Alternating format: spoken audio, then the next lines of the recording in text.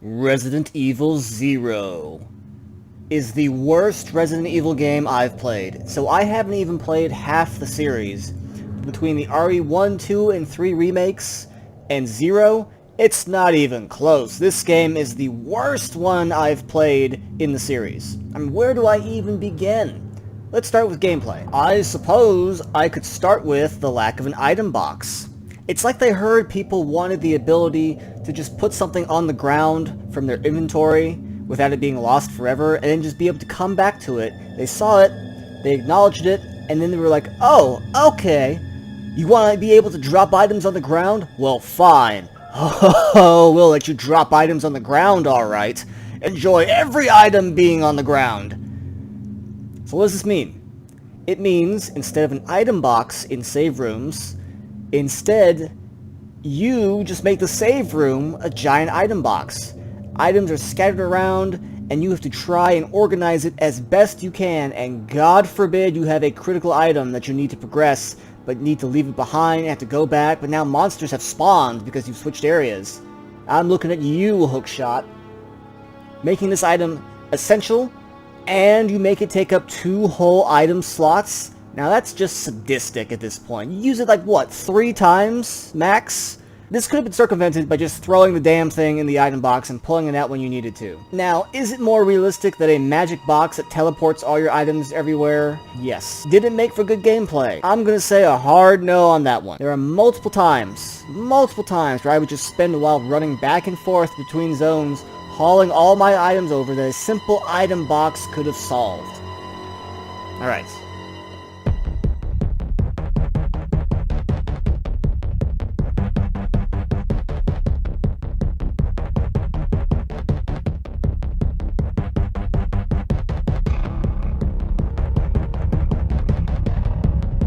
This game also had the bold move of having 2 controllable characters at once.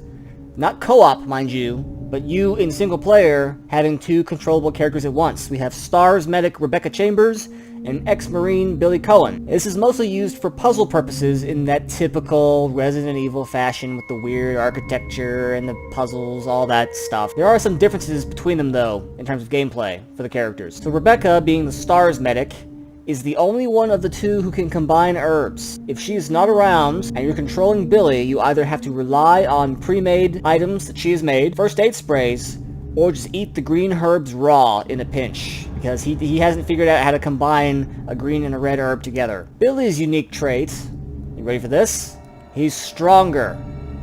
So you'll need him if there's a big object that's really, really heavy that this smaller Rebecca can't push around. He's also got twice the HP, literally twice the HP, so naturally you're going to gravitate towards playing him purely because he can take more damage before dying, and Rebecca's just going to kind of either tag along with you or just be told to wait somewhere because she's so fragile. Also, he shoots heavy weapons like the Magnum faster, so case in point, if Rebecca shoots the Magnum, the recoil actually makes her stagger backwards. Billy just shoots it. So you have more health, you have higher DPS. Oh, he has a better chance to get headshots. Oh, also, he plays piano. My God, Rebecca, can you do anything else? This sucks. Like, something sounds off with it. Yes. Rebecca can't play the piano. It doesn't. Wait. Can Billy? You're telling me Billy can do it?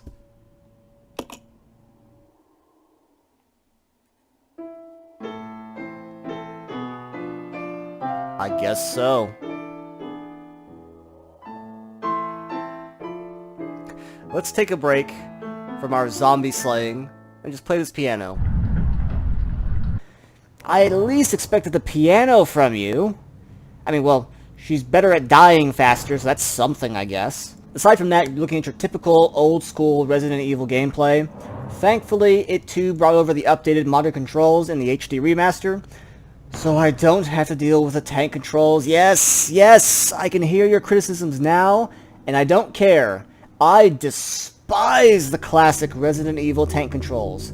I gave them a shot. I gave them an honest college try when I played the RE1 remake on the live stream. It just didn't click with me. It's far too clunky for my taste. There's the occasional moment where you can't see something in this game because of a camera angle, but I can't recall anything too egregious. The bosses are honestly pretty boring. There's a giant scorpion, which is actually pretty easy to perfect when you know what to do. There's a giant centipede, which honestly I don't even think it's trying to kill you because it's so busy trying to eat your partner, and it's just walking back and forth in a big circle letting you shoot it, and any damage it does to you seems more accidental than anything. Then there's the giant bat. The giant bat is one of the worst bosses I have ever seen. It's constantly moving around. The aiming system already isn't that great. And to top it off, there are these tiny little bats also flying around you. They block your shots by soaking up bullets meant for the big one, and they also do minor damage to you as well. After all these giant animals, it's like they realize, hey, we need some kind of engineered bioweapon in our Resident Evil game. So here's a tyrant, and this tyrant just kind of pops in out of nowhere. You see it like in a tank, and then suddenly it's behind you. I don't know how that makes sense, but it got out somehow. So you have to fight that twice. Luckily, you don't need a rocket launcher to kill it. And then finally you have the Queen Leech, which after the initial bullet sponge stage is just a timed boss where you let AI Rebecca run around doing her thing while you shoot at it and distract it from killing her. So the bosses aren't very interesting at best and infuriating at worst. When it comes to the game's story, it's just weird. I mean, that's par for the course for Resident Evil, but this one is weird even for Resident Evil. The main villain is a guy who stepped pure out of Final Fantasy, but then he turns out to be an old guy, like an old scientist that Wesker and Birkin killed 10 years ago, but then it turns out he's actually a giant leech monster all this time who controls leeches through singing opera, and his plan is to destroy Umbrella based on where he is at the bottom of a facility with a magic elevator that takes you to the beginning of the game, almost, and links to all the levels by going up and down, and is within eyesight of the mansion from RE1. You see what I mean? It's weird. So normally, this is the part where I say, well, despite my complaints and my nitpicks, I enjoyed the game. I can't really say that here. Playing this game felt like such a chore to do and get through. Now, the game does look very nice in some areas, nicer even than RE1 Remake at times, but I cannot recommend this game unless you are a die-hard Resident Evil fan. I can't do it. Like, this is like the first negative review I think I've had since, what's it, Odyssey? Assassin's Creed Odyssey? Yeah, like it's been a little while. But I cannot recommend this unless you're a pure RE fan. But thanks for watching, everyone. As always, if you like what you see here, don't forget to like, comment, and subscribe. My name is Axelon. I'll see you guys next time.